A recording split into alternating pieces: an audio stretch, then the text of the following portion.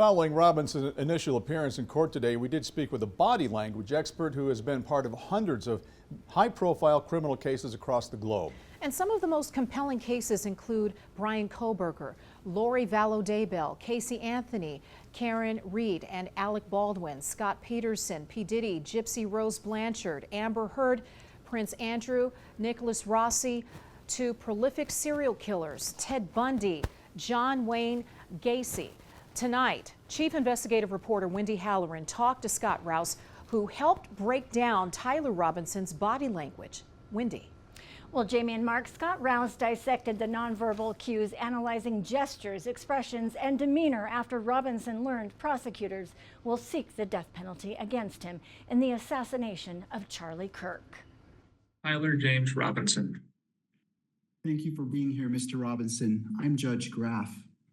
Tyler Robinson appearing virtually from the Utah County Jail in a suicide robe. It's really odd behavior for someone who should be stressed in that situation. Scott Rouse is a world-renowned behavior analyst and body language expert. He holds multiple certificates in advanced interrogation training and has trained alongside the FBI, Secret Service, U.S. military intelligence, and the Department of Defense. He serves as an expert consultant for law enforcement and the U.S. military, among others. I'm going to tell you from my experience what I see going on here. I asked him to analyze Robinson's demeanor. No big, deep breaths. We saw a couple of breaths that weren't deep breaths, but they were breaths from it looked like they were almost from boredom.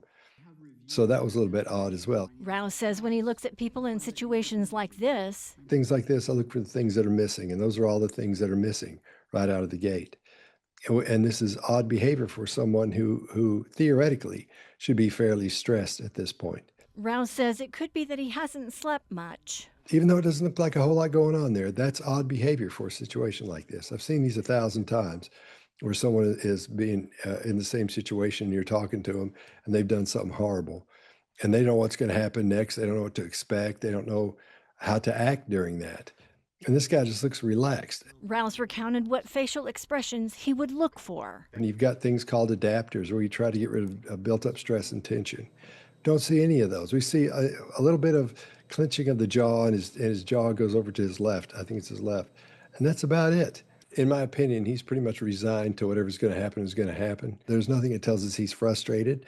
There's nothing in his face from an expression perspective that tells that he's worried or frustrated or angry or anything. Rouse says there were no jerky, tense body movements, and he meticulously watched his eyes. We can't see his blink rate very well. The blink rate tells us if someone is concerned or thinking about something or is stressed about something, because your blink rate goes up a lot. Because the normal human will blink about 15, 20 times a minute. And from what I could tell, it was a low blink rate because I was catching maybe 10 times a minute. It wasn't a whole lot. So I think from an emotional standpoint, he's given up. Now, Rouse said if Robinson was concerned about something, his eyebrows would raise. He says he didn't see that happen at all in this hearing. Mark? All right, Andrew. I grabbed my rifle still. To be honest, I had hoped to keep this secret till I died of old age. I am sorry to involve you. Roommate, you weren't the one who did it, right? Robinson, I'm sorry. 7 counts were officially filed against the man accused of killing Charlie Kirk, including aggravated murder. Tonight, we get a sense of the evidence prosecutors are poring over, including what authorities claim are text exchanges between Tyler Robinson and a roommate. U.S. Attorney John Fishwick joining us. A lot to unpack tonight, John. What about that alleged admission of guilt in a chat? Could that be an attempt for the suspect to utilize the admission as a plea to avoid the death penalty, which, as you know, is on the table? Dee, I think it'll be uphill for his legal team to get the death penalty off the table. In those chats with his roommate and when he talked to his parents and when he wrote the note, there's no real remorse. There's no I'm sorry. There's no asking for forgiveness for assassinating Charlie Kirk. It's pretty clear he's just admitting to it. So I don't think that would garner much sympathy with the jury who's deciding whether he should get the death penalty or not. In fact, I think it may hurt his case and make it much more uphill for his legal team. That's interesting. Utah's governor and the president had been calling for the death penalty even before a suspect was identified. You remember the intense manhunt. Robinson's arrest was facilitated by his father, seemingly with the knowledge, John, the death penalty would be on the table. What impact could that have on the case? Do you see a scenario where the mother and father could perhaps testify against their son? TD, I fully expect them to testify at the trial. I'm sure it'll be very emotional testimony. I'm sure they didn't want to be put in this difficult position, but nonetheless, they were by their son. And so he told them he did it. He basically admitted it to them. They know that that gun is a family gun, and they'll be able to identify on the video, yes, that's our son. Who's up there on the roof, jumping off the roof and coming into the building. So I'm sure they don't want to testify, but they'll be subpoenaed. They'll have to tell the truth. And I fully expect them to be very emotional, very impactful testimony at the trial. Admitting to guilt in messages, in chats, does that hold the same weight? Does that count in the same way a suspect admitting guilt in front of prosecutors, in front of law enforcement?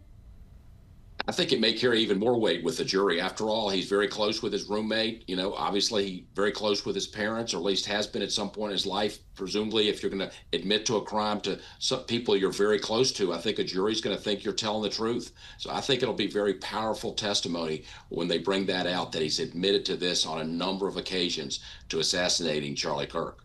I mentioned the president a few moments ago. What could federal charges achieve that state charges couldn't?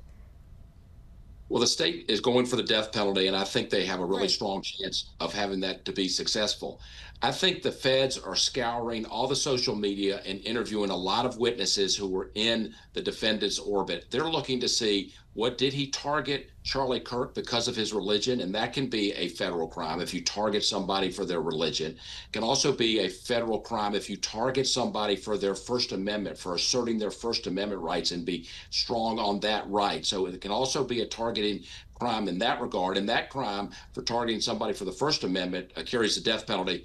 I think they're also looking, like the Maggione case, did this defendant track and stalk Charlie Kirk? And that can be a federal crime as well. So I think they're combing all of his social media, interviewing many witnesses, but I fully expect the feds to bring charges against him. This is a very serious case that obviously impacted DOJ and the president in a big way. So I fully expect them to bring charges. And it is to be seen if there are more suspects. The DA, I remember saying earlier that law enforcement is following up with any potential leads. So we'll see on that. Former U.S. Attorney John Fishwick, as always, thank you for your time. Thank you.